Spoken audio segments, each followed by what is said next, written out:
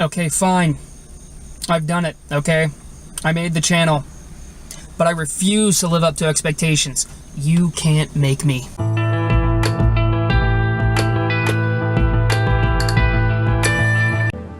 And I come back to you now, at the turn of the tide. Let's start this out with a good one. Let's start it out with a bang! Sorry, I made that guy look at me. It was my fault. Don't get so attached to your personality. You get so into this stuff. You get so into MBTI and you read up on it and you're going to the forums, you're going to the subs, you're watching the videos and all this stuff. And then eventually you say, ugh, I'm so messed up now. MBTI messed me up. It really did a number on me. I'll never look at people the same. Well, that's your fault. The information is there and you just got caught up. Pace yourself, right? Now, it's too late for a lot of you. You've latched on to how special and unique you are, and I can't believe that this thing's worded my personality so well. And let me go around leaving gigantic paragraphs on this guy's site talking about myself and my history.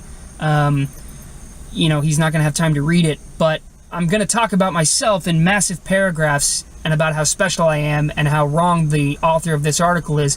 Now I'm making it too personal. I need to stop. Anyway. People get attached to their personality, and it sounds kind of obvious, right? Like, oh, of course I'm attached to my personality. It's me. Well, yeah, but then we have a tendency to want to live up to that personality. We have a tendency to want to see it only as that in those terms, and then be surprised when people see us differently. Oh, they don't get us, right? They don't get us. The thing is, there's something really special about your personality. What's special is what you do, what you say, how you act, right? How you conduct yourself, the changes that you choose to make. Right? It's not just like, oh, I've got this personality. I'm so unique, I never have to do anything. But the ideal of what I could accomplish, that's enough for me. And you don't care, nobody cares about that. I'm sure it was some idiot that created fire, right? It was just some guy. Right? He made fire. Or she, I don't know. When did fire start? Thanks, Prometheus. Have made fire! People do the same thing with their IQs, right? People, I've got a 165 IQ, and I just want you to know that this video didn't impress me. Okay, cool. What have you done? Why do I care if you're impressed with me or not? People get so attached to their IQs that they think, oh, that's enough for me. I'm smart.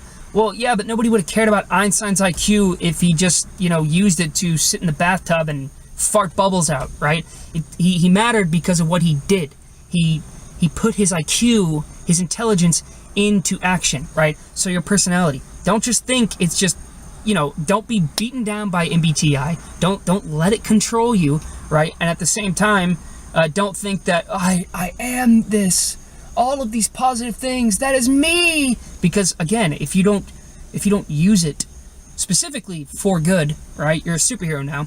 If you don't use it for good, well, then your personality meant nothing, because you just wasted your life anyway. And MBTI is not the cause of it. It seemed like, I would imagine you were going to waste your life anyway. I get a lot of people, I'm not talking, I'm just kind of, it's a generic thing, right? But I get some people telling me they see the positives of MBTI, but they say, yeah, but don't you think this is actually doing more damage to people because they get caught up in it, they really don't even move?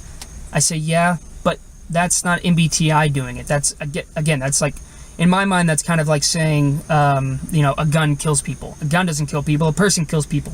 They use a gun, but I know this is a violent comparison, but I mean, you get the point. It's like the gun didn't do it, the gun was the tool to do it. If a person never discovered what their MBTI type was, they were gonna, a lot of these people I'm talking about, they were gonna use astrological signs, they were gonna use a Hogwarts house, they were gonna use, what super dragon animal are you? What's your Patronus?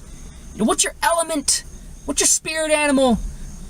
It's not to say that it's like you have to choose MBTI or those. I think MBTI is the better version of those, of course. But it's just like people who get stuck on their personality and their identity. That's the world we're living in now, I understand. But it's like those the people who use it negatively, they were going to find something to use negatively in the first place. So last point, because it's a similar thing to people who say, well, I don't really adhere to MBTI. You can't box people in like that. It's like, oh, like you don't box people in normally, right? Yeah, you do.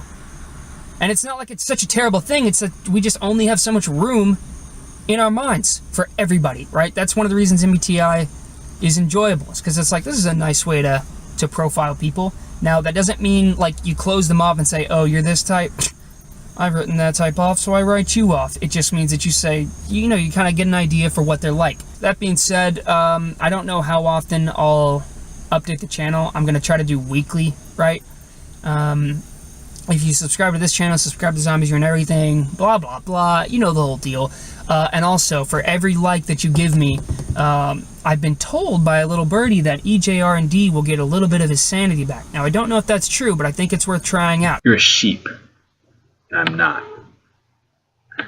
I have charisma, and you don't. People think I'm interesting, and they don't think you're interesting. We should do this again sometime.